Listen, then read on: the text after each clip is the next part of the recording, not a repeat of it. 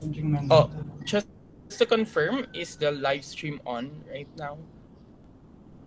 Yes, it's on. Okay. Okay. I'm assuming I'm audible and I can be seen.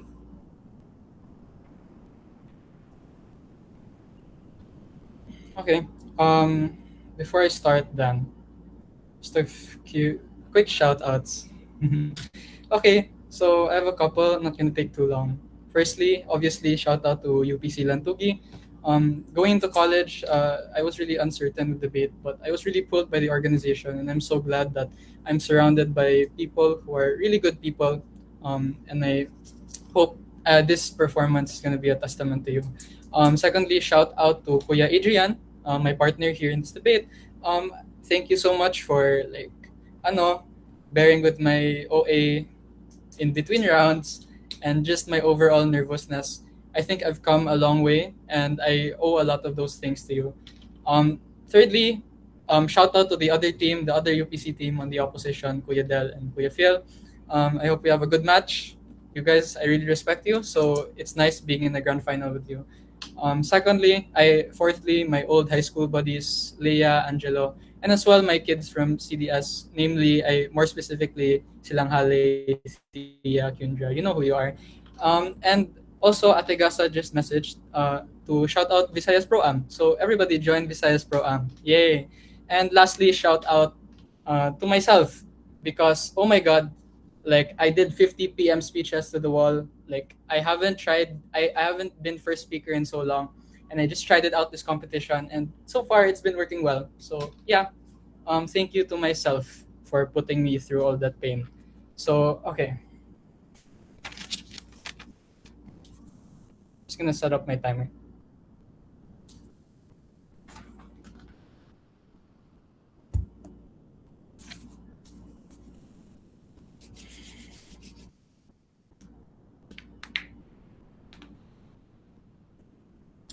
Starting my speech in three, two, one.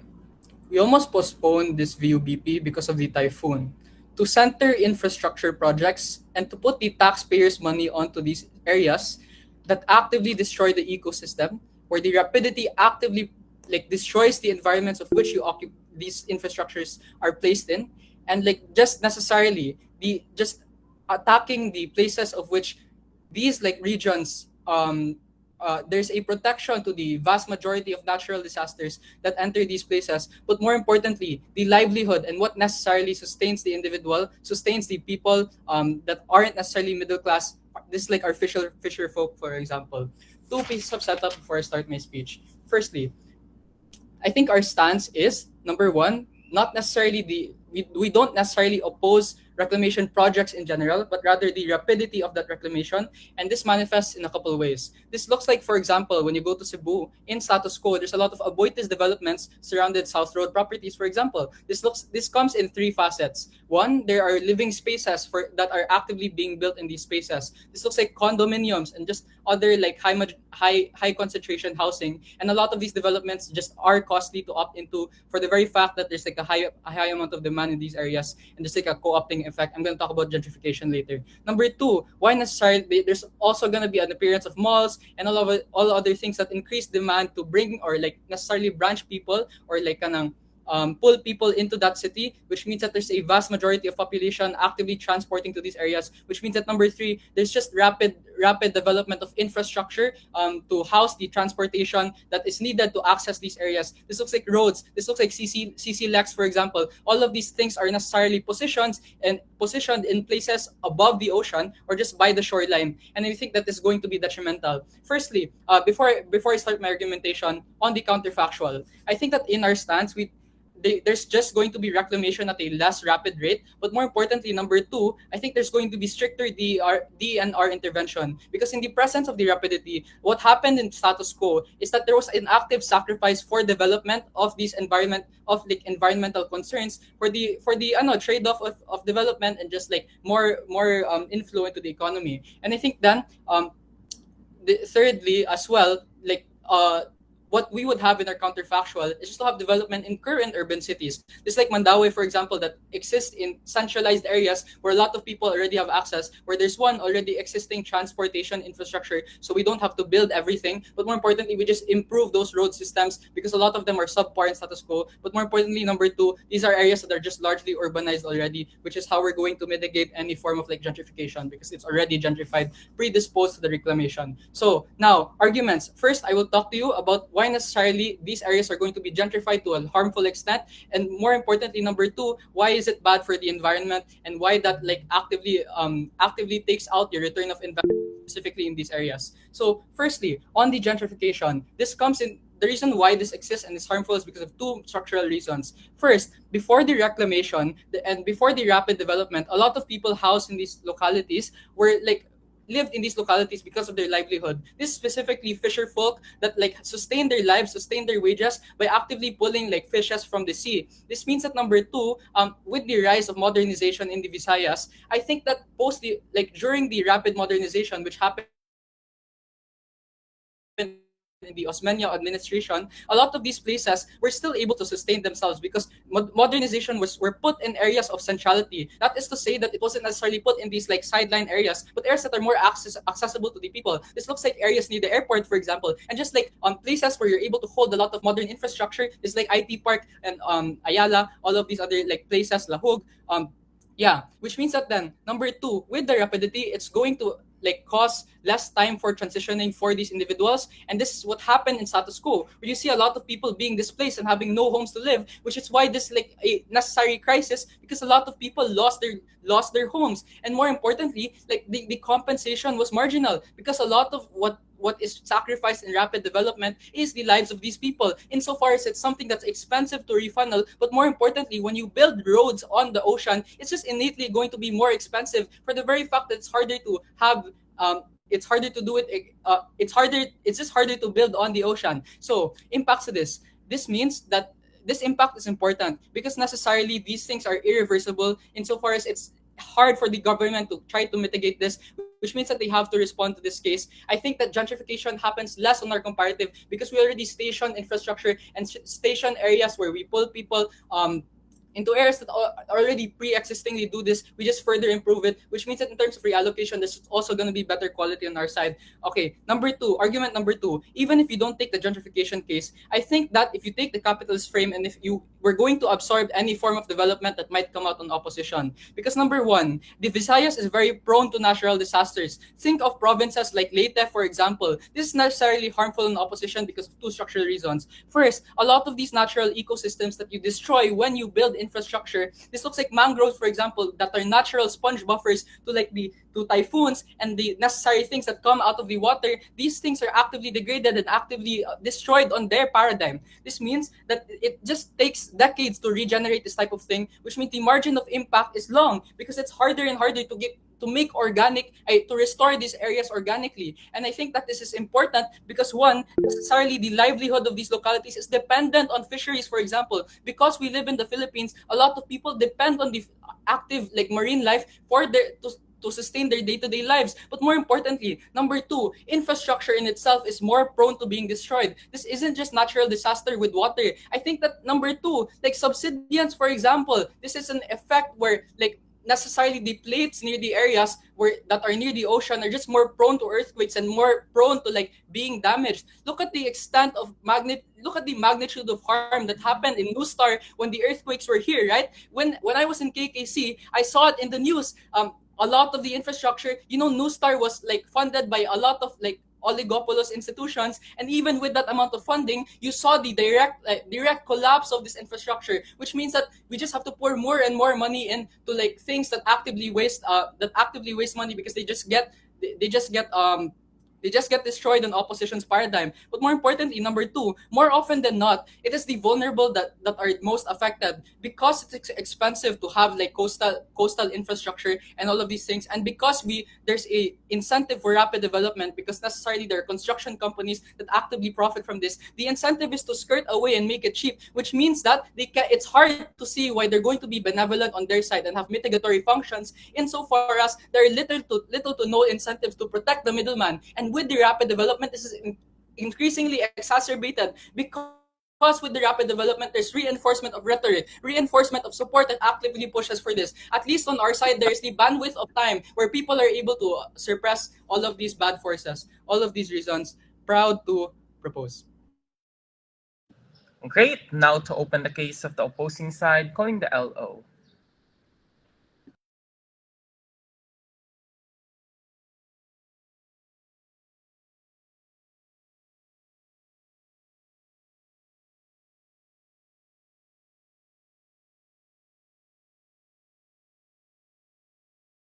Hello. Can I confirm if I'm audible? Yep, you're audible. Thank you. If I get cut off or if I'm choppy, please tell me. Thank you. Let me just arrange my notes. Okay. Timer.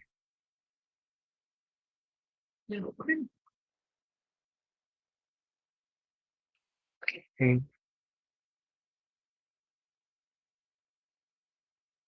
Starting my speech in three, two. Sorry. Shout outs first. Okay, shout out first. This is my first major grand finals, so I'm proud of myself. Thank you for everyone. Um, Shout out to Ate Adi, Kuya Jor, my debate mother and father. You consistently push me to be better. So thank you so much for everything. To my Lantugi family, Kuya Jan, Ate Christine, Ate Sarah. Thank you for all your inputs and advices. To Kuya Adrian and Rommel, I'm so happy we get to share this moment with you guys. Um, Josian, JJ, Alan, Kiana, congrats. I'm so proud of us. To CK and Kath, continue debating. There's a space for you guys. To our judges, Rianil, Isa, Gasa, thank you for being so amazing judges. To my USGR friends, Maggie, Jay, Guy, and um, to a special person from who's also a debater who is capping right now. Shout out to you. Okay. And to Fiel, my partner, thanks for everything. Let's win this. Starting my speech in three, two, one. SRP was so important to the urbanization of Cebu. That's why Cebu is now a rising superpower in the Visayas. This center is important because it explains the way by which Visayas has always been marginalized. The first thing that I want to frame is whether the regional needs of Visayas, right? Historically, we're disadvantaged because we're manufactured to be stagnant. The saturated urban population, that if there is development, there will be displaced people. When you take a look at the geographic disposition of the Visayas, we don't have the landmass of Mindanao. We don't have the advantage to NCR such as Luzon. This means to say that we are disadvantaged geographically and we must adapt as people. There's an incentive to do so. There's a need for urban redevelopment because there's so small landmass areas in Cebu. That Visayas is an island group that is geographically smaller than our counterparts. So even if there will be rapid development and there will be gentrification, which will happen on both worlds, we are the most damaged if we do not adapt. A clarification then coming from opening opposition is twofold. Number one, if OG wants to talk about climate justice, I think reclamation projects are not the tipping point of the climate issues. I think it will still exist. The Visayas regional reclamation, for example, is not the reason why we have floods. It's the deforestation of forests because there's a need for more places to live in Guadalupe, for example. It's the flood control projects that are failing, for example, that contributes to this. And I don't think it's the obligation of the Visayas region to bear the brunt of the Imperial Manila, for example, or the bad decisions that the government has made. But secondly, the rapidness doesn't mean irrational reclamation. Of course, we won't reclaim coral reefs because we want to. We won't do this in Mualboal. You won't do this in protected like areas, for example. You still have a criteria by which the rapidness is still operating on. This means to say that there's no incentive to go to these areas that are protected because you're not likely going to profit from this reclamation whatsoever. The next thing that I want to talk about is the reclamation projects, right? When do you actually reclaim? I think this has two criteria. Number one, if you're a coastal community or urban city that needs expansion. And secondly, if you're an urban society that is in need of expansion and development because there's an influx of people going into your your cities. The next thing that I want to talk about is urban development, right? Why is this so important to debate? Because where highways used to be, in people, for example, where the SRP, for example, or where highway for when the SRP did not exist, we only utilized the highway, right? This means to say that people in those areas were geographically displaced for the highway, for example, were geographically displaced because there was no alternative routes for people to go. This means to say that this is because expressways are constructed, for example, that there's an alleviation of this urbanized way by which we are marginalized, right? The second thing I want to talk about is that why the creation of areas and land that could be sites for livelihood and service is important. This looks like threefold. Number one, this looks like SMC side and most of SRP that brought livelihood to Cebu, that brought urbanization to Yeah. Cebu, that made it accessible for people that want to work inside Cebu and not have to go to Imperial Manila. This looks like hospitals in Talisay or Slob that were only possible because of the reclamation of land that allowed for the moving of people, for example, into back into the mainland because we now have alternative routes for people to go. This looks like the need for boulevards and expressways in Dumaguete because we need people to travel from one place to another. And absent the reclamation, we would not have got that. Why does this better serve the stakeholders of Visayas more? Threefold. Number one, this betters access, right? Because if you want to talk about you're only going to be doing reclamation in Mandawi or urbanized areas, if you don't do this to the coastal communities that are cut off from hospitals, that are cut off from employment because they don't have other ways to go, this harms them and this greatly affects the inequities that already happen in status quo. That the most disadvantaged areas don't have access to medicine, for example, don't have access to general hospitals or tertiary hospitals. They have to stay there because we want to protect the land, for example. Why is the trend rapid? And this is where I will already answer the burden push. Why does it need to be rapid? 5 levels. Number one, there's an urgent necessity to expand these land areas because of the influx of development plans, for example, in Metro Cebu, the urbanization of Leyte, for example. This will still happen on your end. But I think it's worse because absent the reclamation projects, you situate yourselves in dense populations that your hospitals, that your hotels, for example, are probably going to displace people that are already there. Why is this better in our comparative? Because the piers for trade, for example, for routes in the Visayas are more capacitated. You don't urbanize just the already urbanized cities. The expressways that connect island groups for employment, the expansion for GDA islands, for example, how if you're a person from Cordova, you can now use CCLX, for example, and find a job that you're not forever displaced. That the reclamation areas You're right, that bring Rosie. commerce, services like hospitals and carbon market, for example, is built on reclaimed land, for example. Absent it, you would have never gotten that. But sure, POI closing. In your world, is the politician that's lobbying for this and DNR close friends?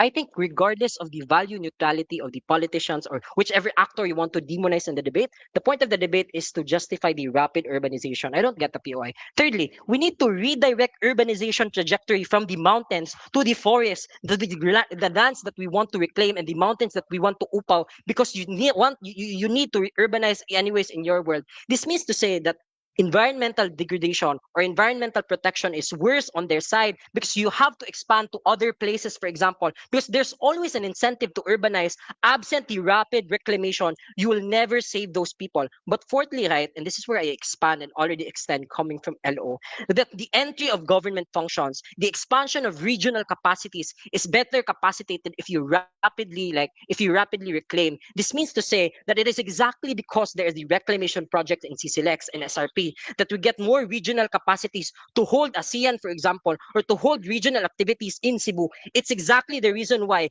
geographically displaced areas or historically undermined areas, for example, get to put themselves on the map that it's not always Imperial Manila that gets the opportunities. At the end of the day, there will be harm on both worlds. The thing that we want to consider here is which harm is more absorbable. I think at the end of the day, if you do not opt into the rapid urbanization, to the rapid reclamation, urbanization will still happen in government's world. The desire for auxiliary functions of the government to expand will still happen in your world, but it's worse because you displace mountains, you displace people on the urbanly settled areas already. That's why the tipping point of the protection of the Visayas region is to rapidly reclaim because it's the only way you can counteract the historically divisible areas, for example, as opposed to Mindanao, as opposed to Manila that have their geographic advantages. This is the way by which we protect the Visayan people. And if you want to protect an area that is an island group that has no other alternatives, for example, but their own,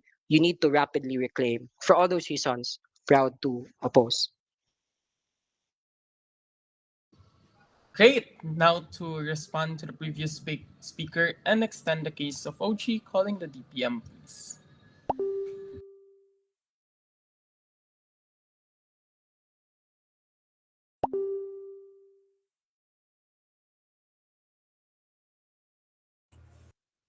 Hello, can I confirm if I'm audible?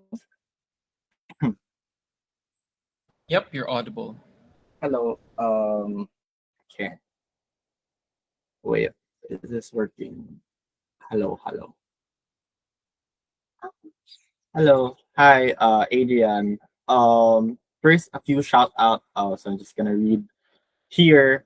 Okay, so first, shout out. I want to shout out Nantugi for for giving me the opportunity to be here. That's Ate Adi, Kuya Jor, Kuya Jan, Ate Christine.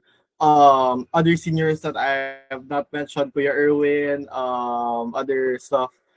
People that graduated. Thank you so much for you imparting your knowledge to me. I wouldn't be here right now without the skill transfers and the time that you've dedicated to the org. Really, really grateful to have you guys. Also, shout out to Lantugi contingent in VUBP and trainees. Yeah, really happy that you guys are able to debate in VUBP, but also really proud to how the kids are able to train, how they're willing to give time, effort, energy, even when it's busy right now. Yeah, so just really grateful that they're showing up for the org and is enjoying the craft. I want to give a shout out as well to Gasa and Visayas Pro Am. Please join, guys. Last shout out is to Jacob. Has always been supportive of me and really, really I don't know how I would have pursued long enough. Thank you so much for always being there. Shout out lastly to Rommel. I'm really, really proud of Rommel, the growth and everything. Just so proud of you. Also, last shout out to my previous partners, Mako, Sarah, and Gab. I wouldn't be here without you guys, and also to my debate father, Ryan. All right. With that said, starting my speech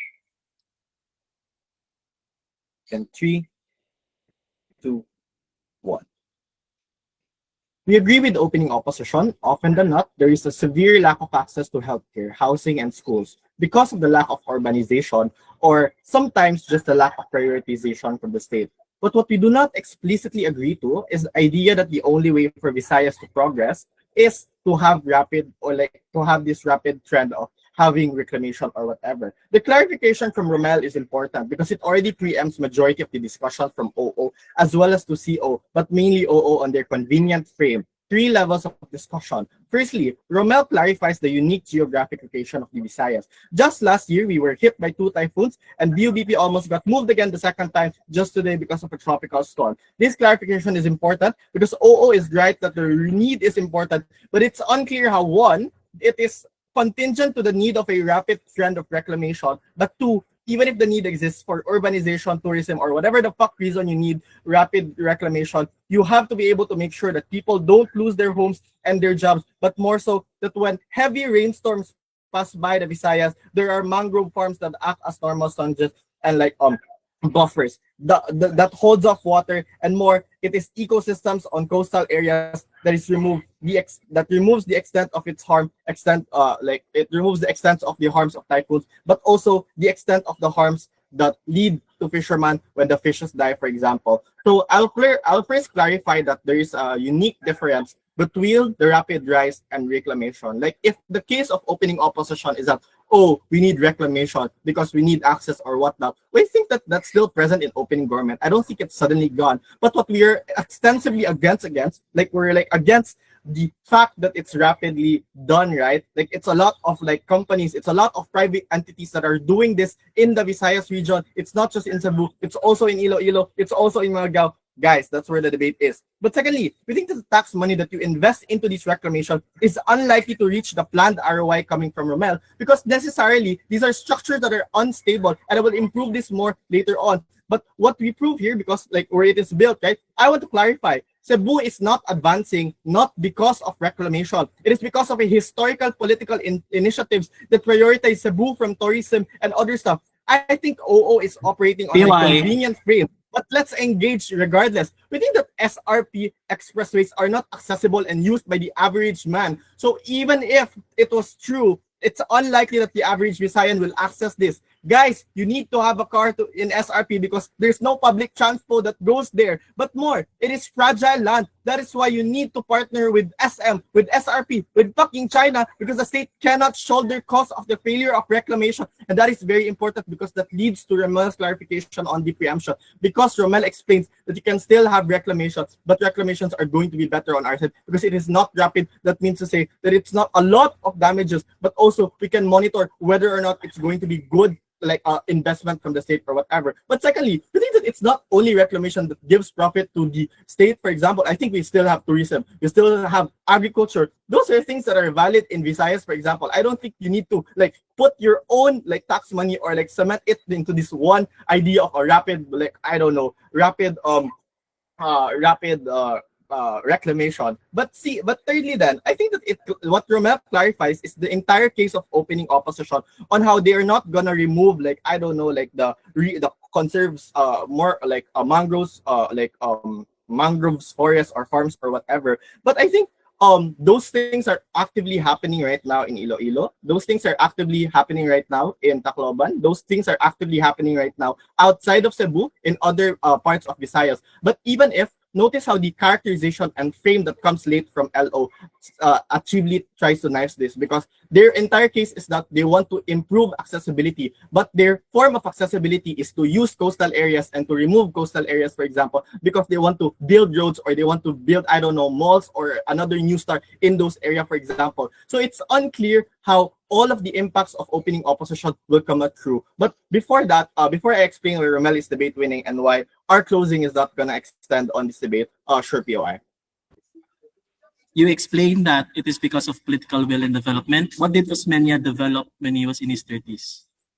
Right. I've already responded to that. Like, okay, so it's just a long history, but the incentive here is that there was political prioritization in Cebu that have allowed individuals to push forward. This is priority in tourism. This is like priority in other means outside like these I don't know like you reclaiming areas, for example. But secondly, what we uniquely extend is that even if what you're saying is true, it's still inaccessible for the average man. So if your claim is that that's more accessibility for healthcare for a lot of individuals, it's still unsure how it's necessarily how it's necessarily going to happen. But secondly, if your case is that you want to extend the auxiliary function of the state, I think that you can still get ROI without this rapid trend. And if what you say in your case is that, reclamation is good, we can still get reclamation. We just don't want it to be rapid because that's where often than not, a lot of unchecked balances like happen accrue. Why is Rommel important then? Firstly, on magnitude, I think that the rapid trend results to the destruction of mangrove forms that serves as natural buffers, and it is the destruction of ecosystems that happens. It is the displacing of people like in a lot of areas because you need to reclaim these areas. On magnitudes, the harm Rommel explains is destructible and like irreplaceable on their side. Because notice, for example, that mangrove farms don't just grow on their own. They don't just grow in like 1 year or 2 years. They take decades. They take 20 years or more.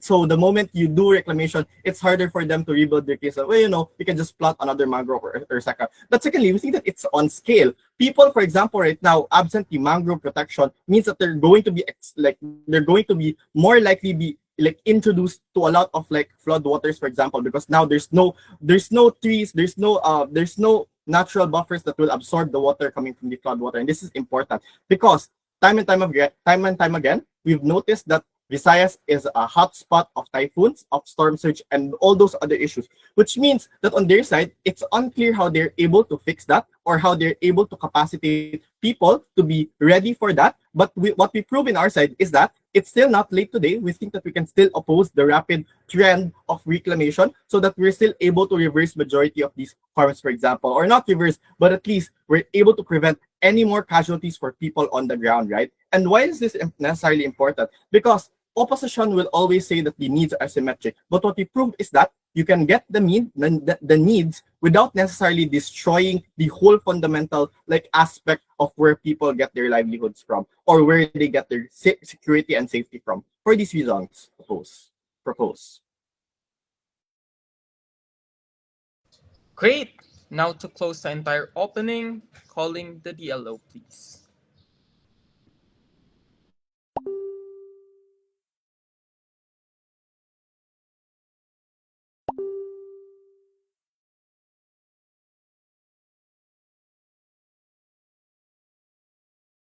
Hello, am I audible?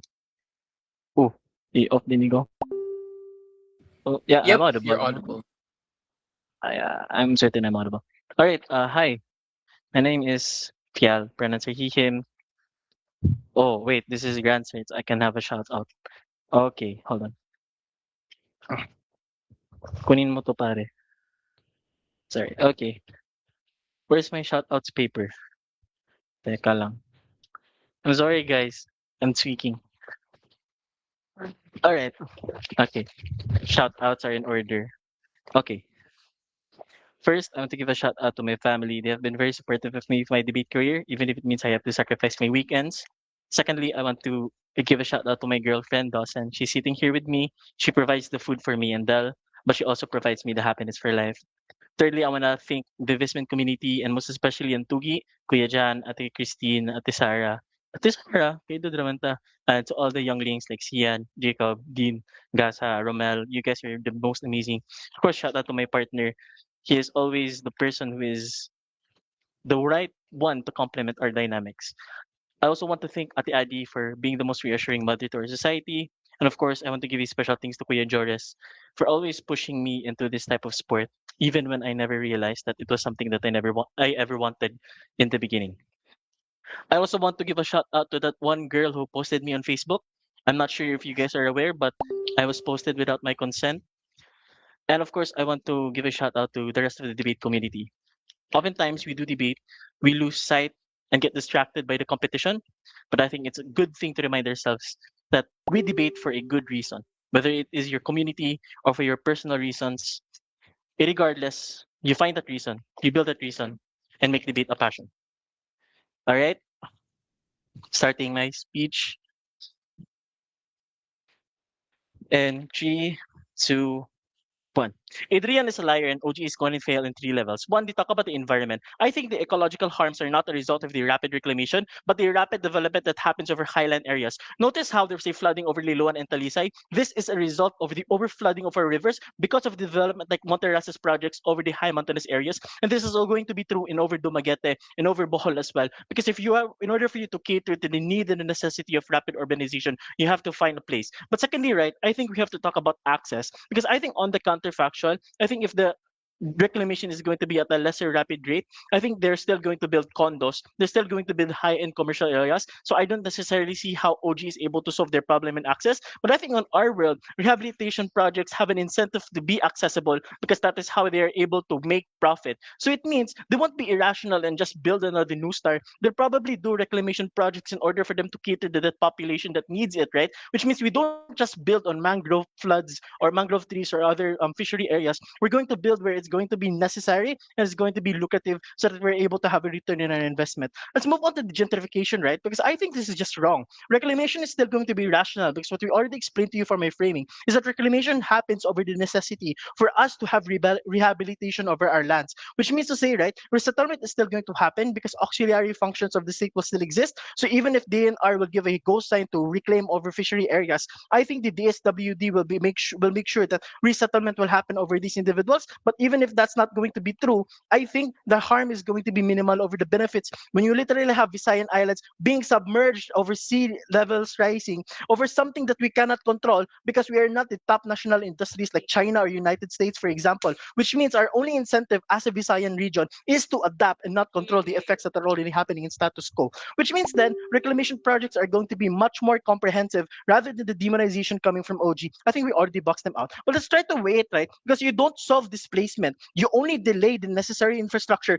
to keep up with popular demand, which means as soon as the sea levels are going to continue to rise, I think these fishery people have to find a different place to live or are going to lose out on their livelihood, which means the harm is going to be symmetric and much more worse. What happens then with the rapid development is you allow it to happen over a reason, over the urgent demand. What was the timeline that we established, right? I think Visayas is historically disadvantaged because Mindanao and Luzon have a large landmass, which means we don't have the capacity to build more infrastructure. We don't have the capacity to have or a strong revenue because we don't have the capacity. When all of our regions are already oversaturated and congested, look at Leyte, for example. Look at Cebu, for example, where the expansion is already happening over the mountainous areas, which is already a bad because of the explanation that they had of the flooding that happens that trickles down to coastal areas, which is why Liloan is dead, Talisay is dead because of this reality that there's 10 million Cebuanos in a city that can only hold 2 million, which means then we have this solvency by reclamation in which in the immediate past, Osmeña, by the way, the political convention that Adrian wants to push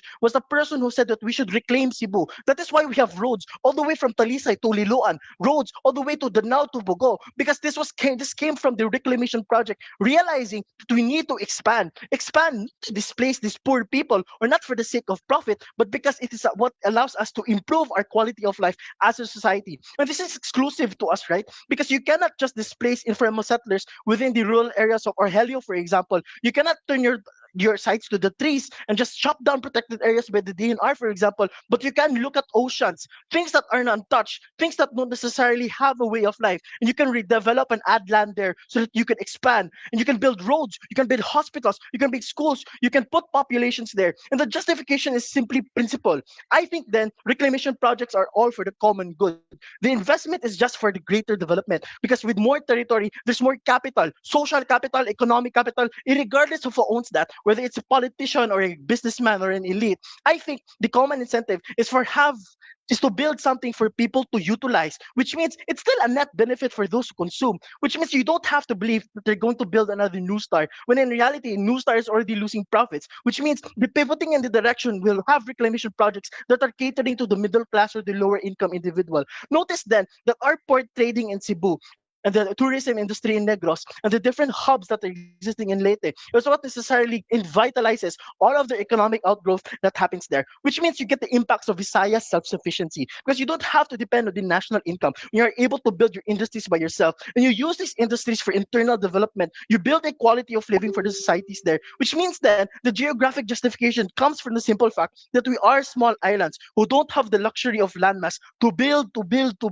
over areas that nobody occupies, which means then I think it's much more worse because if all of the houses are going to concede that we have a problem and we need to urbanize, their urbanization will happen over projects, over slums. That's why burning of fiery informal settlers happen because they want to build a hotel there because there's no more land for us to occupy, right? This is why the rapid growth of Visayas is inviolable because of the congestion that happens because it is a necessary trade-off. Even if it's going to mean cutting off mangrove trees, I think these reclamation projects will still build seawalls, will still build this Jolen that they put over SRP because this is how they're able to protect that investment. There's an incentive to have longevity projects that will last forever, an incentive to have these projects utilized by the people, which means certain protections that will replace mangrove trees will exist and certain accommodations that will replace public services will exist. How do we then weigh all of this coming from our world, right? Because I think we flip all of the environmental harms because reclamation is rehabilitative. We already posited to you that people are going to be sinking because of the impacts of climate change that we cannot control. But the least that Visayas could do is adapt to the situation that we can have better livelihood, better capacity, and better chances of survivability. And there's an incentive for these to be development because reclamation will always be aligned with progress, even if it's going to gentrify, right, and be another BGC or IT park. I think then this is a trade-off for you to have a continued presence of life rather than fisher folks dying or being displaced because the areas that they were occupying have already been submerged. There's no benefit coming from government. There's no development coming from government. Even if we have to displace poor people, we are able to expand. These poor people will still be able to find other opportunities in life. But I think the biggest trade-off here is where do you have the greater good? And this is where we move on to doing right. Because I think in magnitude, you have greater impacts for the people and the livelihood on the ground. I think it's already 6 minutes. You better count your time. But more, right? I think on likelihood, this is going to work because of the profit incentives that we have explained, the profit to make it accessible so that you're able to maximize the investment. But I think on scale, it's going to happen not only for the privileged elite, states, but also for the broader people. Because reclamation projects don't just happen for the sake of corporations. But even if that's the case, I think for in order for profit, in order for the cycle of the economy to thrive, in order for these reclamation projects to survive, it has to be for the people. It has to work for the people because the people are going to be the ones who will invest, who will return the investment into these type of projects. If you believe that you don't want to be a shokoy in Visayas, you should probably side with opening opposition. Great. Before I call the next speaker, a few reminders. Kindly respect the protected time of the debaters so you can only raise PUI at a certain time. Please be mindful of your time as well. Okay, now to open the closing half, calling the member of the government, please.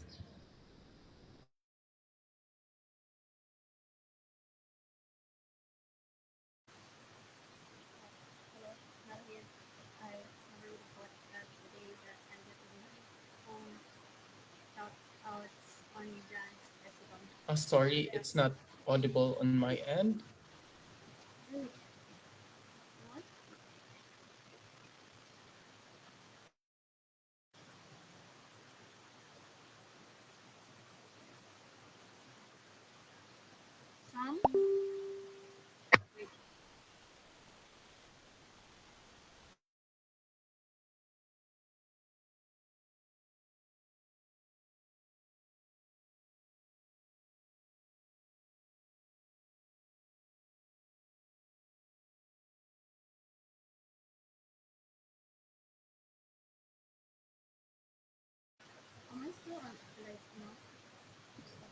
It's still not audible. Sorry.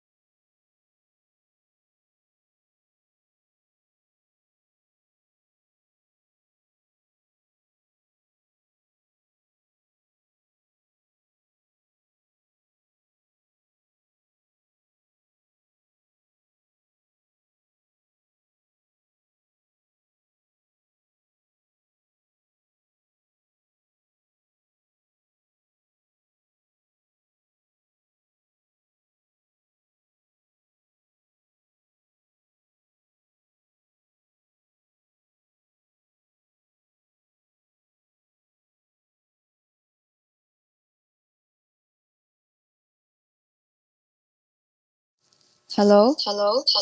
Oh shit, now it's Yeah, echoes. Okay, I'm just gonna. better, but there's a feedback. Okay, Okay, I'll just turn off my camera then and exit from this.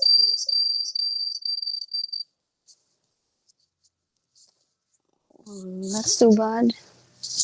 Okay, anyways. Hello everyone, Mel here. Pronouns are she, her, they. Again, as I was saying, I never would have thought that the day that I get to finally like do my own shout outs would come. So yeah. Shout out to of course the whole VCU contingent. Thank you for like taking on this challenge alongside me. Thank you as well to Kuya Joris. You do not know me yet, but thank you for taking the time to be there for my teammates and really just teach them. And of course, thank you to Ma'am Rodora, who has been an indomitable supporter of DSU Dabsok, who has made it possible to like make us even compete right now for subsidizing us. And of course, shout out to my family and especially to my mom, who I was in a call with the day before VUBP, who I believe whose prayers have made it possible for me to even compete in the first place because I would have been in bed sick otherwise. Okay, let me just time myself. Um, okay, guess we're fine doing this. So nervous. Okay, all right. I will be starting my speech in 3, 2, one. Today, I will simply attempt to hardline why the rapidity of reclamation in the Visayas is uniquely unjustifiable, and why, even under the best intentions, this trend structurally misallocates the political resources and power that the Philippines has, and how it crowds out post-disaster rehabilitation and incentivizes exploitation at moments of extreme vulnerability, right? So this rapid trend of reclamation is in no way something that is accidental. This is the most politically convenient thing to do after every tragedy, right? The Visayas right now is repeatedly hit by disasters, which creates moments of urgency where governments can justify speed over scrutiny. Reclamation is somehow something that becomes attractive because it is in a way uh, easily visible to the eye and fast to announce and easy to brand as recovery, right? And it is, and unlike rehabilitation or social services, which are slow and hard to credit, at the same time, coastal communities and fisherfolk are at their weakest. These are entities that are displaced, undocumented, and unable to resist, making reclamation low resistant development, right? In this instance, rapidity then functions as a shield in the sense that it cuts consultation short, can weaken environmental compliance, and inherently reframes objections and anti-development. So the reason this keeps happening is simple. Rapidity benefits those in power, not necessarily because it works better for them, but because it is easier to justify and erase and is easier to push through, right?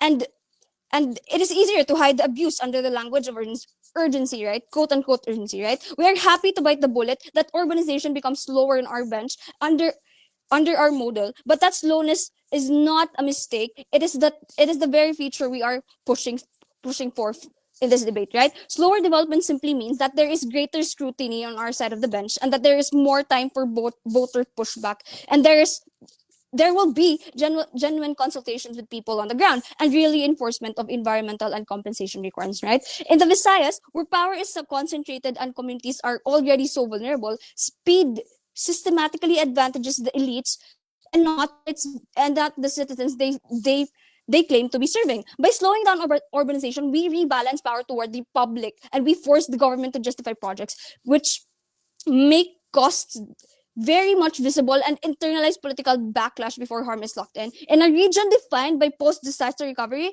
this deliberation will create some sort of protection for the people and will make it far better than acceleration ever could. So, why is this POI. why is this a problem then? My first extension is that the rapid turn to reclamation in places like Leyte, Cebu, and Dumaguete is not neutral speed, right? It is the act of disaster opportunism happening in front of our eyes. How do I mechanize this then?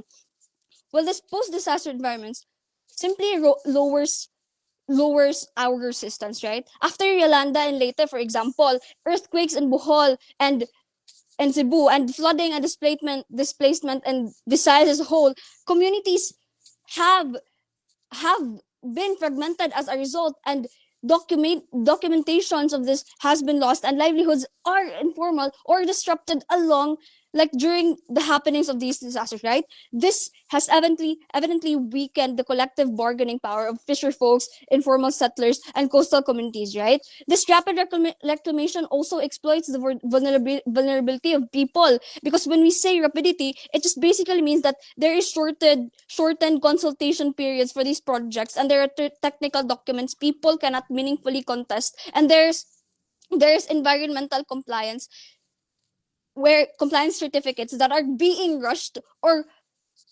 being hid under the rug, right? And people are displaced before they can reorganize or even understand the project. Why does this matter uniquely in the Visayas then? Because this because this is not because this is not this is not in green POI field closing. size, right? Think coastal communities whose survival already depends on fragile ecosystems. Reclamation doesn't just move them panel, it permanently destroys the basis of their livelihood. If these incentives were genuinely benevolent, we would see how these slow, consultative, and livelihood first redevelopment happen, or maybe even prioritizing fishing access and mangrove PIO rehabilitation and tenure security. But what we see instead is speed optimized for investor certainty, and nowhere is community recovery to be seen, right? So what does rapid reclamation crowd out in this debate then? My second extension is about what this trend grounds out and why that is why that is fatal in post strategy regions, right? So what does the Visayas actually need right now?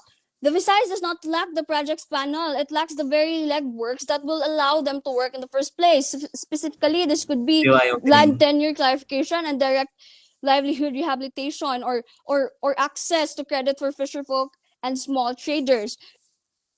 How do I mechanize them? How do I mechanize this then?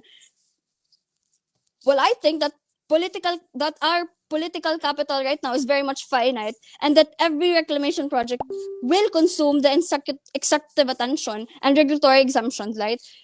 And our financing capacity, right? So this rapid reclamation will surely divert this away from rehabilitation. So instead of fixing broken coastal access, instead of restoring fish grounds, instead of compensating displaced families like properly, the governments will chase this high visibility ribbon cutting infrastructure instead. So why is this worse post tragedy? Rehabilitation is something that should require deliberation, right? And PY opening. reclamation basically just is something that just offers this immediate optic of progress. Yeah.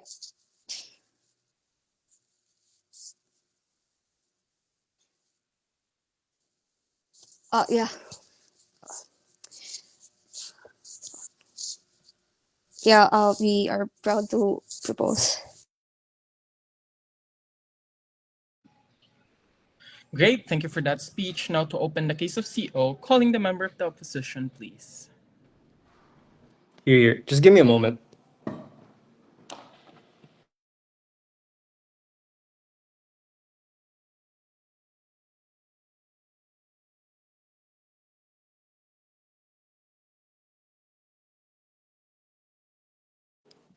Right. Before I start with my speech, obviously shout outs as per tradition.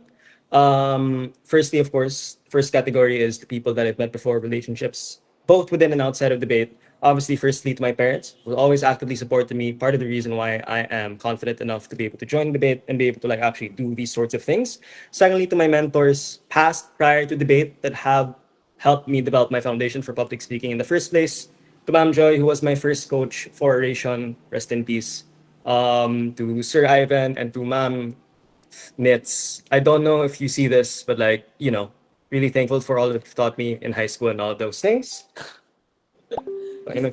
Anyway, thirdly as well, yeah, those are all the people that I want to thank outside of debate. Secondly, let's talk about the people in debate. Obviously, thank you to mentors within debate, the alumni who have set a very high standard and have made me want to be able to surpass them. Obviously, everybody in the UPV alumni GC, but specifically, obviously, people who've interacted and trained with us. Elgin Mer, John Ray, obviously, my first mentors when I was in first year, Kim and Franz, obviously, and all of those other wonderful people. Known JP, Rick, etc. All of those people. Yeah. Also, to the current members, to the people that joined UPV, that represented UPV in this competition, Richard, Joniel, Clay, Q, Jeremy, Divine, obviously my wonderful partner Kino. 3 years with him right now. Yeah, thanks for that. What else? Thank you to the people that I've composited with before, to Ron Bunsoy, to Ryan Tahamid. We learned a lot of wonderful lessons from you. Part of the reason why I'm able to like be this far right now. Other people I want to thank at debate. The people who bullied me in NDC made me realize how many holes there were in my game. That's why I fixed them. Also shout out to Heidi, my first partner. Very successful in government right now. Had her own projects and stuff. Thankful to that as well.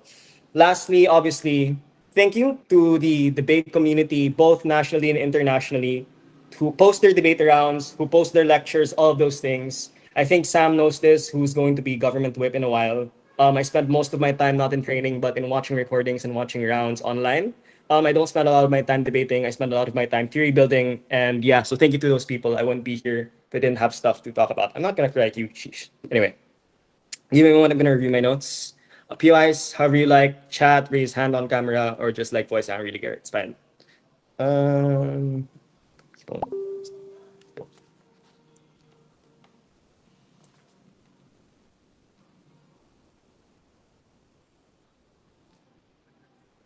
okay.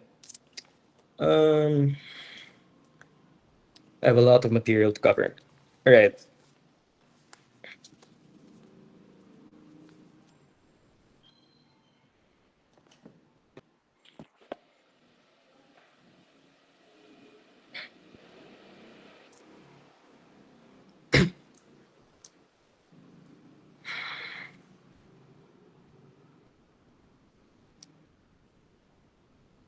Perhaps it is because of how young everybody is in this debate that they forgot our history as Visayans, with the exception of Sam, obviously, because he's old and he's, in a grandfather role right now, on the destitute lives that we live, on the ways that we were exploited prior to the start of urbanization, prior to the labor and educational economic opportunities that were provided to us post-urbanization, post-reclamation projects. There are several things that you will get in this speech. Firstly, on who the Visayas people were historically. Secondly, why does rapid reclamation lead to rapid economic growth? Thirdly, why does this lead to better lives for the Visayans? And then lastly, on the nature of reclamation and how essentially everything you get from government is wash. Firstly, who exactly were the Visayans historically? Firstly, they were undereducated because obviously there was not a lot of development historically. There were limited schools, both public and private, because people did not feel an incentive to actually invest in this area. Secondly, the vast majority of people in the Visayas were underemployed. There were no companies, there was no urban economy, and the way that we did our jobs was through exploitation. Necessarily, we were exploited in haciendas. Secondly, we did a lot of fishing communities. Thirdly, we exploited in logging. Fourthly, we were exploited in mining. We were laborers that were underpaid. Why is this important? Number one, it means that the resources historically did not go to the people, and that secondly, profit historically did not go to the people because they were taken by foreign companies, taken by our masters, taken by the hacienderos. Necessarily, what this does is that it establishes the urgency that opening opposition was not able to talk about, and it unlocks the principle as to why you necessarily want rapid economic growth. Because historically, the Visayans have been exploited, therefore you want to be able to give them the due that they have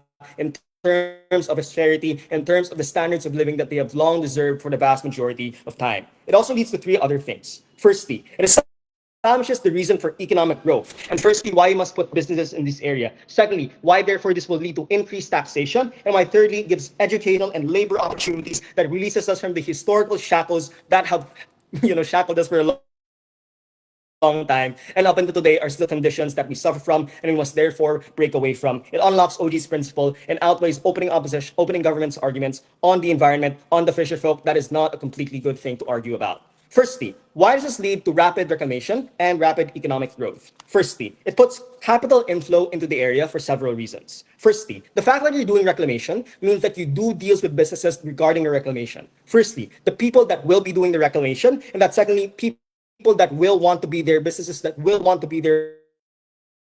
Secondly, it also creates the expectation for economic growth because the rapid reclamation signals to companies and LGUs across the country that necessarily you are gearing towards urban economic growth, you are a new market, and therefore they would want to necessarily invest in you. This is why necessarily, number one, you have a lot of other adjacent businesses that go into these areas. This unlocks the necessity of why businesses move into this area in the first place. Why necessarily economic growth must be rapid. Why reclamation must be rapid, which is something that OO did not privately explain. This is why you have SM. This is why you have Ateneo, like all these other things going into the area, and that's important. But also, secondly, the moving of private schools and universities that see that because of the move of these businesses, there's going to be a demand for higher education and educated population in the Visayas because they see these companies moving into this area. That's why essentially you have UP Cebu, UP Tacloban, and UP Visayas in these areas in the first place. Why essentially there are so many Ateneos across the country. Why there's an Ateneo de Iloilo specifically here in Iloilo. And thirdly, why there is an Assumption Assumption College here in Iloilo as well. Because these people see that there's a necessity because of the expectation for economic growth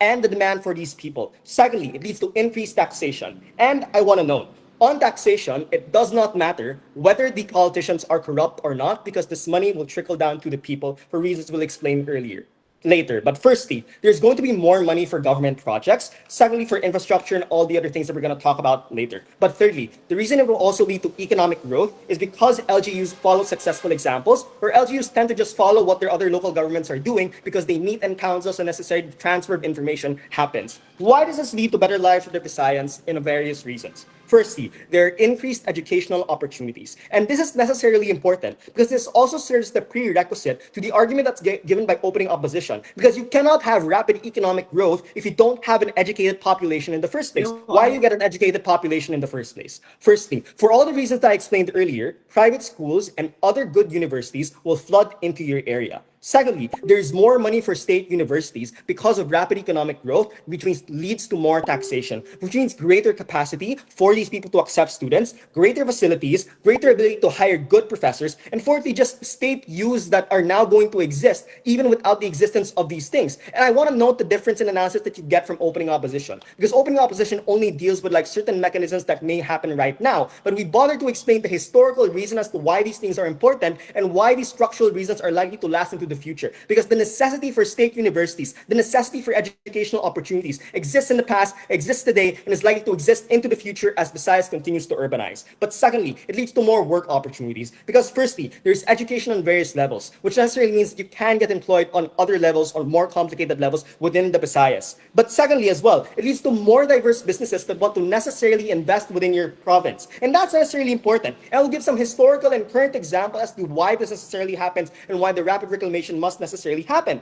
Take for example Bacolod, that because of the reclamation that happened because of SM, a bunch of jobs were generated within that area. Secondly, how Iloilo like reclaimed a lot of land here, for example, and that led to the investment of, say, for example, Mega World. And how, secondly, a historical example between Cebu and Leyte on the standard of living within that area. And this will necessarily disprove everything you get from government on taxation, on corruption, right? Leyte decided to stay agrarian. That is necessarily why they were not able to essentially urbanize and give better lives to their people because they stayed slaves towards hacienderos. But Cebu bothered to reclaim, bothered to invest in economic and urban growth. That's why there's prosperity. That is why you have UP Cebu, the city, for example. This is the key difference between the analysis of opening opposition and on closing opposition. But also thirdly, on taxation. Whether these politicians are corrupt or not, the money will trickle down into the economy. Because number one, possibly they care about these people, therefore they will make good projects for these people. Or secondly, they may want more votes. Think, for example, the political dynasty in Cebu that lasted for so long by injecting so much money into the economy, not only because they're traditional politicians, but they understood it as the prerequisite towards getting more votes within the city. Why does this lead to? Firstly, better projects on healthcare, better projects on gender and development, better projects on infrastructure, which necessarily unlocks the impacts of opening opposition. But fourthly, on environmental rehabilitation, because this is the burden push from CG, we address that because now we have the money. Fourthly, let's talk about the nature of reclamation. It's not only urban. Reclamation projects also mean disaster risk reduction and management, in dikes, in seawalls, and flood control projects. And this is necessarily good because it also leads to greater protection for the fisherfolk that CG is burning pushing to on us. But also, it leads to conversations on the environment, conversations on poverty and gentrification, conversations on corruption. And the counterfactual on the other side is that you don't have these conversations. And we are still slaves towards our hacienderos, to our people or foreign companies that are exploiting us, to the Luzon capitalists, to the Luzon bourgeoisie, and other forms of malign actors that only exist on side government when you do not have rapid reclamation, when you don't have rapid economic growth, when you don't have opportunities for the Visayans that for far too long have been neglected. Proud to oppose. Great. Now to close the entire Gov case, calling the government with. Hello. Am I audible and visible? Oh my god, that's a very bad angle. Let me... You're both audible and visible. Okay. No, siguro. Tangina. Sorry for starting. Live man. Okay. Uh, Before I start my speech, just give me like a really quick minute to do shoutouts. Because, yeah, I listed them down so that I don't forget. Okay. Of course, the two most important things in my life, my family, my parents, my siblings, they're the reason why I'm here. And I'm very thankful for them for, doing my brunt of the household chores because I am debating on weekends. Of course, to my girlfriend who doesn't understand debate at all, and yet we keep on arguing and she keeps on winning because I let her. Thank you very much for being very understanding. Thank you very much for allowing me to still do this despite losing bebe time sometimes. Of course, to my friends, there's Caffeinated, my friends there. There's Lugaw ni Judge Community. Special shout out to Bryce Kent Datoy and Dad Sumayo. To GAP, you guys know who you are. To Hans Birthday Bash, special mention to Ray J. Mirginio. I will see you later. Magdututag Pinakupsan. Kugangs, my VSU Day Ones. Of course, my ED besties. Special shout out to Wilben Ong. You are my goat. Goofy Team Up. Special shout out to Bridget and Ponce. The Friday Cleaners, Zach, Sev, Boris, JB, RD, shout out to you. That's my band. Please listen to our music. The debate community at large, HDS City, special shout out to Sios, my goat, Dre, my goat, who's going to be my partner for VIV as well, I hope. Zameen, my goat, Hale, Richard, and everyone else that I forgot to mention. You guys are goated. UPVDS City, special mention, Clyde, Q, people in this room, especially Francis Story. Let's composite soon because we are fellow meta slaves like that. VSU contingent, of course, Lloyd, Val, Sander, Ray, RG, Cedric, Carl, and lastly, my partner Jam, because we made it this far despite all our preparations, despite all of the pressures that happened throughout the preparation period. But lastly, I want to shout out my former partner who is not in debate right now and she's busy, probably retired, Leah, because we also made the historic Grands run way back VUBP 2024. Dea, I'd just like to say that even if, we're no longer in contact right now, I made it again to Grands under the VSU contingent, under grandfather because I'm old, as Francis says, and hopefully I will finish the job that we didn't. Starting my speech in... Wait. Where are my papers? Okay, here it is. Starting my speech in 3, 2, 1. Development projects in and of themselves are not inherently evil. That is not the case that CG is creating. The specific question arises when the rapid nature of both scale and time frame of the manifestation are things we can clearly observe, are things we can clearly be cognizant of. What we prove uniquely in CG is the fundamental betrayal that the regional state does when it exploits the people on the ground at their weakest, when it entrenches people's livelihoods at the very brink of their mortality, all in the guise of development. Maybe it's true that there are historical justifications that happened in the past. Maybe it's true that we were entrenched by Greater Manila or Mindanao because our development has become slow. But what is important is how this intro or reframe alone positions this debate to what the priority should be as a region, to what our priority should be as a Visayas people we are proud to propose. Why are we the most precluding team? And this is where I do the integrated responses and weighing to all up benches and outweighing OG. The first thing that we uniquely do is that we explain the specific instances where state propaganda of development entrenches people even more. Because we were the only side in this debate that recognizes that the state can be corrupt, that recognizes that populist propaganda or these mechanisms are being used to, to deeply entrench these post-tragedy states. Because this is the frame that you're missing. Motion Song literally already foreshadows this, so I'm very confused that no other bench runs this. The reason is because for the very same rhetorics that up teams impact, because populist machinery that is pegged on these vulnerable communities are always going to be used. Because firstly, it's the viscerality of the tragedy that they experience, but secondly, it's the desperations for quick solutions or the perceived notion of this that keeps on being espoused by this propaganda machinery.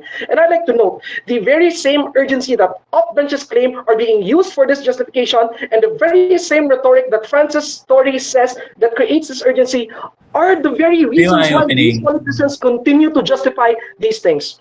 More than just ecosystems of OG, even though we mention it a bit, it is the hope that you provide but conveniently take advantage of as a state is what specifically becomes the irreversible harm that you do to the people because of their helpless ignorance, because of their entrenchment, or how these current mechanisms and status quo make it easier for these vehicles of entrenchment, e.g. the tie back to my PI to whatever it takes to fulfill their convenient underdog frame of OO. But even if it is true that there's massive political will to do this, they had to necessarily explain that A, this is something that sprouts from the plight of people on the ground. And either their approach is very much top-down, so it's probably businesses and these larger actors talking to each other instead of listening to the broader, voices of the people on the ground. As Visayas, we should do. And that is the thing that we do that is good.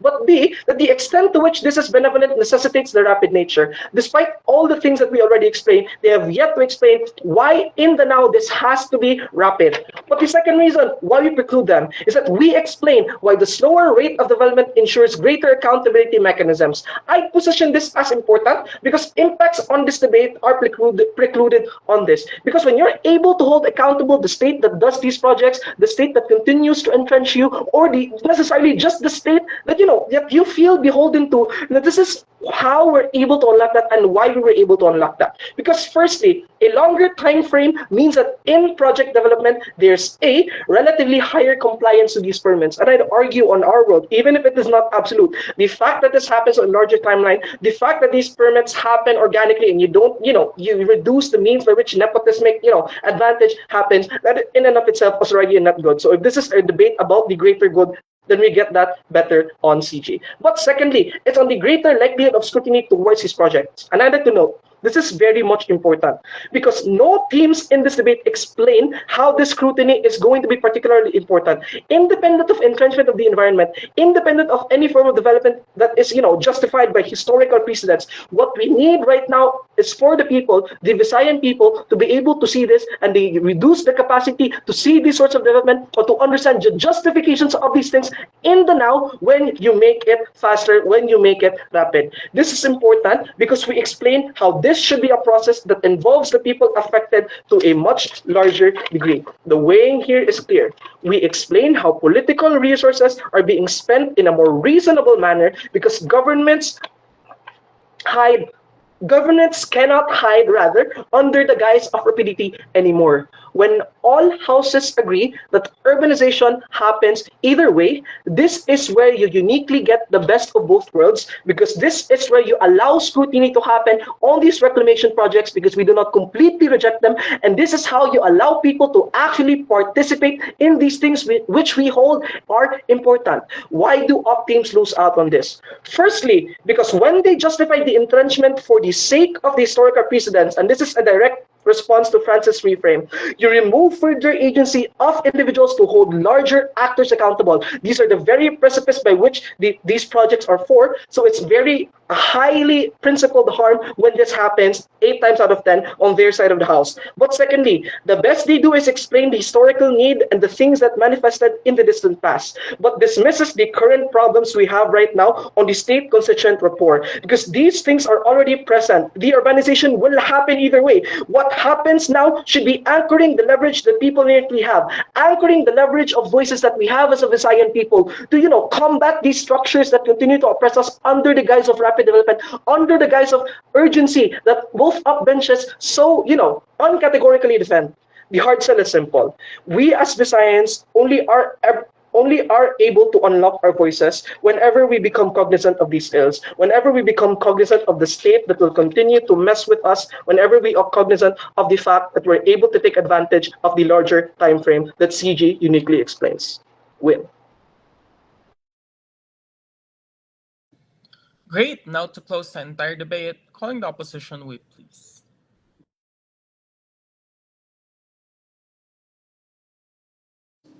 Hi, hold on. I'll be arranging everything. Hold on.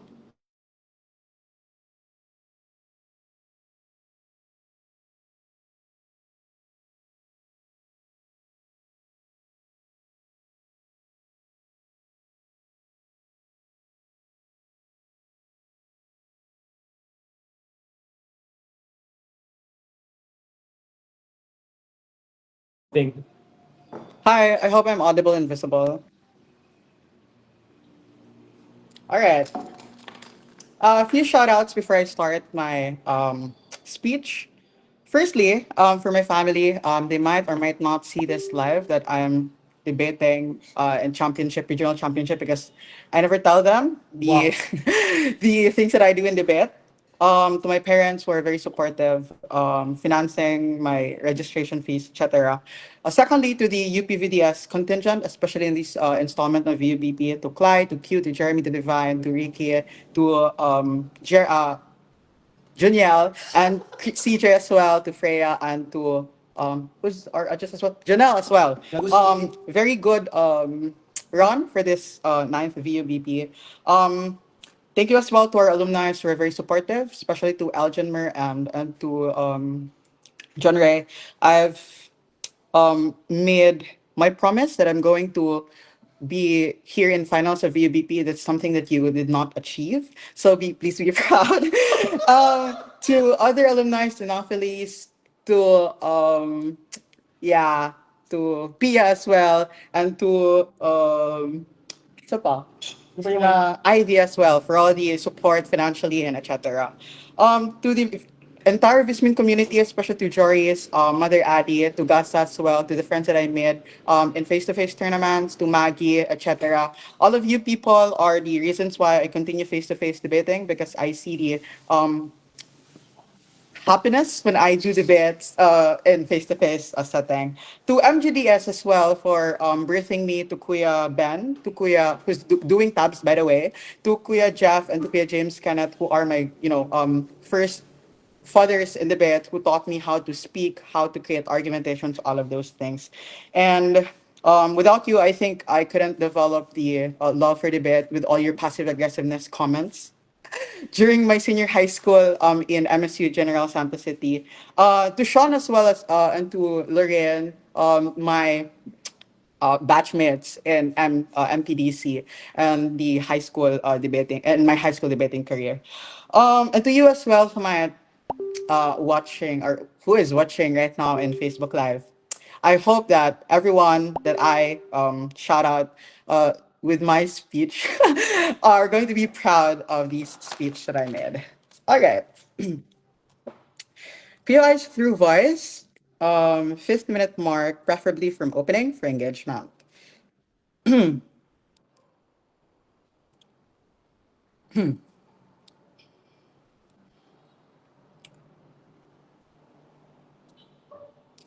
Two clarifications. One, OG's characterization and reclamation is very myopic. It's true that man-made construction exists, but there are also reclamation project that is naturally permeated. This looks like the energy shift to ecologically sound alternatives like planting forests of mangroves by CIFDEC in Iloilo, Miagao, for example, the protection of MPAs or the marine protected areas and zones in summer or even Moalboal, Cebu, for example, because all of these are also dearer infrastructures when we talk about reclamation projects. But secondly, this proves that reclamation projects can also be natural infrastructures adaptive to economic framework like the marine protected area zones and ecotourism, for example. But B, the reclamation can be mixed, that man-made infrastructures combined with natural remedies that Francis have already talked to you about. This clarification is important because this solves the deadlock on ecological implications of development and urbanization that OO wants to prove and that the opening government wants to prove as well. Third contingent comparative. Let's first tackle why are we the better opposition that are opening. One, the main contribution that you got coming from opening opposition, it's that one, it's not a form of irrational reclamation, but you energize the access for people on the ground. We buy those frame, but I think the problem on their case are one, there's no tie back on how the rapid reclamation projects are contingent to the ecological implications of development in the Visayas. Francis was able to posit clear delineation. He explains the Visayan people and their needs. Say, for example, how could you better serve them because of historical precedents, for example, and the nature of reclamation at the very least. The prerequisite on their needs, the prerequisite on taxation and LGUs through private-public partnership and commercial spaces, and this increases the capacity of Visayan LGUs to improve DRR infrastructures and mitigation at the end of the day. But secondly, what this proves then is that A, the rapid trend increases windows of opportunity for Visayas LGUs to capacitate, but B, able to go up access and development of our opening. The internal weighing here is simple, is that we prove same implication and access to increased taxation and Francis that magnifies how Visayan LGUs can be more capacitated. But to increase economic growth, but secondly, the increased educational and labor opportunities that releases coming from these. But secondly, that releases the shackles from Luzon capitalization, say for example, or the Visayan inferiority, say for example, and the foreign neoliberal corporations, because at least we energize local and domestic corporations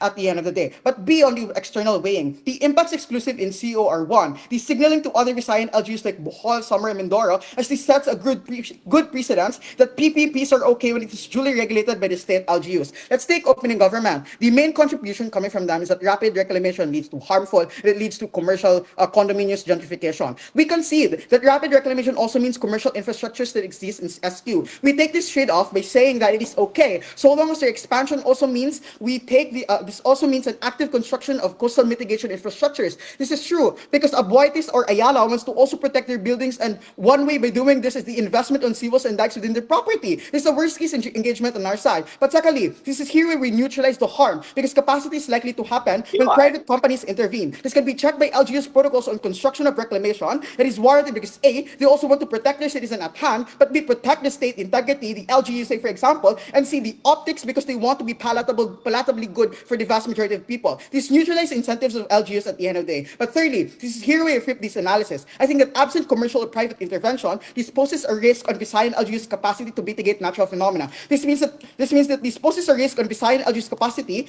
especially warranted by Philippine corruption and the ills that questions credibility of Philippine government. For example, there is less mitigation developed inside government. How should you weigh this? On the metric of magnitude, we think that LGUs alone are significantly lesser capable to solve these issues. In government, there is no solvency given the political volatility of LGUs. In CO, we energize private-public partnership that is far more capable in investing to environmental crisis infrastructures. This analysis is debate winning because we're able to solve the deadlock on how commercial spaces can be a tool for economic and environmental ecological benefits at the day. What is the comparative? What is slow trend is pragmatically bad for the Visayas and the government's world. Francis already talked about how the slow trend of reclamation projects essentially lead to the stagnation of ecological adaptation from the Visayas. These are the economic stagnation, especially in the vulnerable people living in these coastal communities where their life is directly linked as fishing as their main source of income, for example. But B, you stay on band-aid solutions like the culturally embedded ayudas onset of natural catastrophes, say, for example. This is bad because you become reactive as a local government where economic rehabilitation is unlikely to happen. But B, you don't get a birthing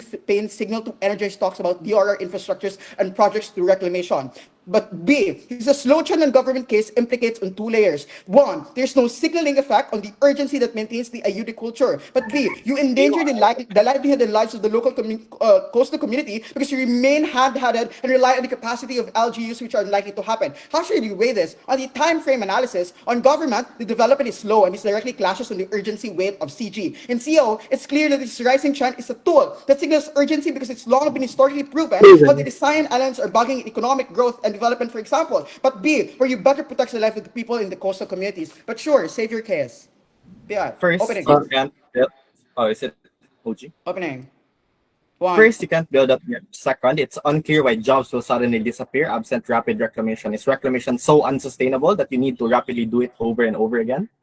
Going to prove that on the comparative, but first response. One, when you progress and develop, say for example, reclamation projects, you open other opportunities of livelihood, i.e. sari-sari store there. So for example, I'm going to prove that later. One, on closing government, the main contribution coming from them is the on slower development. I think that this argument will not fly because one, there is a logical dissonance on how it compensates and achieves urgency that Sam is talking to you about, right? But B, that you displace people and their livelihood. Two responses. One, it is untrue because it's unlikely for coastal community to instantly veer away from their livelihood. It was historically and pragmatically the case of the fisher folks. But even if this is true, we think that this reclamation opens one window of new opportunities for livelihood that they can easily integrate themselves through pivoting and adapting to development and urbanization because human development should be directly contingent to the pace of time. But this is here where I flip this analysis and also respond to the POI. I think that the displacement of livelihood will be far worse on capacity and capability of LGUs and the Visayas. This is true because slow development means low opportunity for adjustment. This is a harm inside CG. There's no opt-in on economic investment that is exclusively inside CG. What is the comparative? Why the rapid trend of reclamation project is good? Francis was highly important because they're able to prove how the rapid trend leads to A, the better serve the interests of the Visayan people. That is, you do not remain reactivist as an LGU, but B, you're able to give an opportunity for the